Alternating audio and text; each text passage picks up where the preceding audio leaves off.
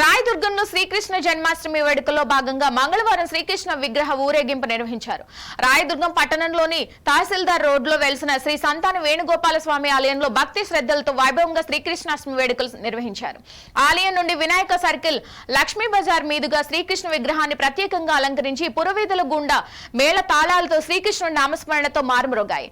ఆలయ కమిటీ సభ్యుల ఆధ్వర్యంలో ఘనంగా నిర్వహించారు. వినాయక సర్కిల్ వద్ద ఉట్టి కొట్టి వేడుకలు చేపట్టారు. చిన్నారుల కోలాట ప్రదర్శన ఆకట్టుకుంది. ఉత్సవ వేడుకల్లో రాయదుర్గం ఎమ్మెల్యే కాలువ శ్రీనివాసులు ఊరేగింపులో ముఖ్య అతిథిగా పాల్గొన్నారు.